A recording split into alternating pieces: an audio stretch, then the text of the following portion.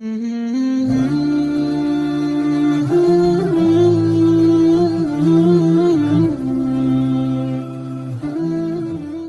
Video میں ہم پڑھیں گے قاعدہ نمبر 17 اور 18 دونوں ہی کے بارے میں۔ پہلے یہاں پر آپ قاعدہ نمبر 17 کو دیکھیے، یہ ہے وقف کے بارے میں۔ وقف کا مطلب ہوتا ہے ٹھہرنا، رکنا۔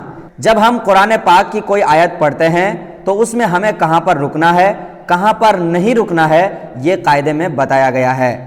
آپ اس گولے کو دیکھیے، یہ علامت آیت کہلاتا ہے۔ مطلب جہاں پر بھی یہ بنا ہوا آتا ہے وہاں پر آپ کو رکنا ہوتا ہے، اور ساتھ ہی لاسٹ والا جو حرف ہوتا ہے اس کو ساکن کر دینا ہوتا ہے۔ جیسے کہ یہاں پر آپ دیکھیے فتقونی ہے تو اس کو ہم کر دیں گے فتقون۔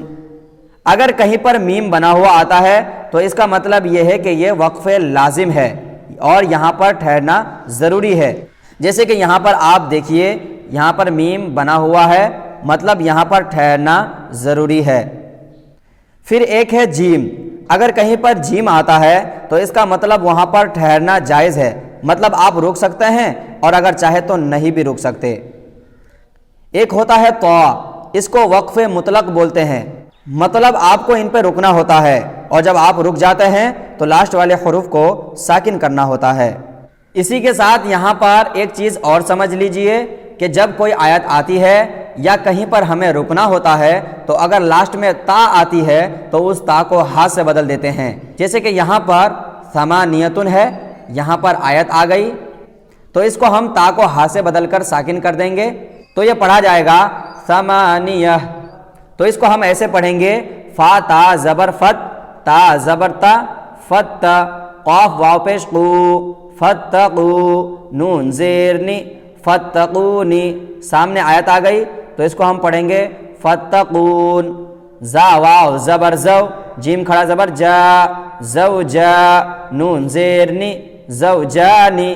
سامنے آیت ہے تو زوجان۔ ثا زبر ثا، میم کھڑا زبر ما، ثما، نون زیر نی، یا زبر یا، تا دو پیش تن، ثمانیتن۔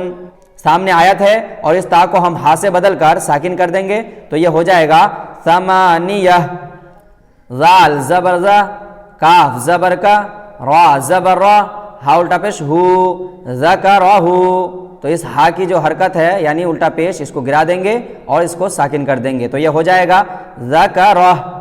عین زیر عی، ضا الف زبر ضا، عظا، میم زبر ما، ہا الٹا پیش ہو، عظامہ۔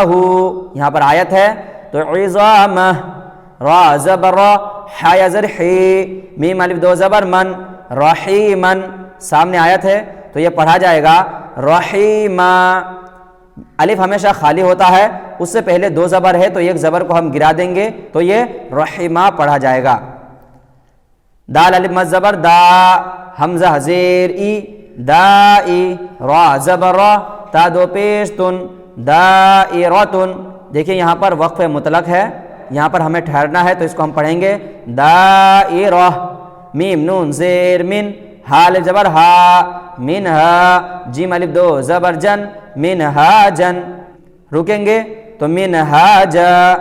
حمزہ سین زیر اس، را الف مد زبر را، اس را، حمزہ یا زیر ای، اسرائی، لام زبر لا، اسرائیل۔ یہاں پر دیکھیے وقف جائز ہے تو یہاں پر ہم رک بھی سکتے ہیں اور نہیں بھی رک سکتے ہیں۔ اسرائیل۔ غین یا زبر غی، را زیر ری، ہا کھڑا زیر ہی، غیری ہی۔ یہاں پر وقف جائز ہے، اگر آپ کو رکنا ہے تو غیری۔ واو الف زبر وا، لام زیر لی، دال زبر دا، تا زیر تی، والدتی، کاف زبر کا، والدتی کا۔ اور یہاں پر دیکھیے یہ ہے وقف لازم، مطلب یہاں پر ٹھہرنا ضروری ہے۔ اور قرآن پاک میں بھی جہاں جہاں پر وقف لازم آیا ہوا ہے وہاں پر ایک چھوٹا سا میم بھی لکھا ہوا آتا ہے تاکہ آپ کو سمجھ میں آ جائے کہ یہ وقف لازم ہے۔ تو یہاں پر ہم کو رکنا ہے والدتک، لام زبر لا، ہا الٹا پیش ہو، لہو، واو زبر وا، لام زبر لا، دال دو پیش دن، لہو ولدن۔ رکیں گے لہو ولد۔ تو یہاں پر قاعدہ نمبر 17 میں آپ کو یہی چیزیں سمجھنی ہے کہ آپ کو کہاں پر رکنا ہے، اور جب رکیں گے تو آپ وہاں پر لاسٹ حروف کو ساکن کر کے پڑھیں گے، جیسے کہ فَاتَّقُونَ زَوْجَانَ ثَمَانِيَةَ ذَكَرَةَ عِظَامَةَ رَحِيمًا دَائِرَةَ مِنْهَاجًا إِسْرَائِيل غَيْرِهِ وَالِدَتِكَ لَهُ وَلَدْ۔ اس طریقے سے یہ ہے قاعدہ نمبر 18۔ اس میں آپ کو دو رول سمجھنے ہیں۔ پہلا تو یہ کہ قرآن پاک میں ایک حروف ایسا ہے جس کو معروف نہیں بلکہ مجہول پڑھا جائے گا، وہ ہے مجرے ہا۔ اگر اس کو ہم پڑھیں مجری ہا تو یہ معروف ہے، اور اگر ہم پڑھیں مجرے ہا تو یہ مجہول ہے۔ تو قرآن پاک میں جو یہ آیا ہے اس کو ہم مجری ہا نہیں بلکہ مجرے ہا پڑھیں گے۔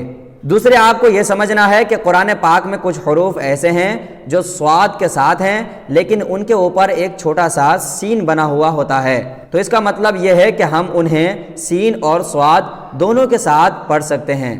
جیسے کہ ہم اس کو یہاں پر یبسطو اور یبسطو دونوں پڑھ سکتے ہیں، یہاں پر بسطن اور بسطن دونوں پڑھ سکتے ہیں۔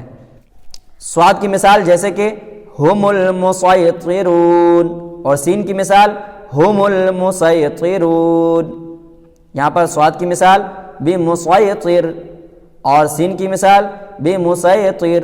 سو آج کے لیے بس اتنا ہی، آپ کو ان دونوں کو اچھی طریقے سے سمجھنا ہے، قاعدہ نمبر 17 اور 18 کو یاد کر لینا ہے، اور یہ سبق کافی ایزی ہے، بس آپ کو قاعدہ قانون کا دھیان رکھنا ہے، جیسے جیسے میں نے آپ کو بتایا ہے آپ کو ویسے ویسے یاد کرنے ہیں۔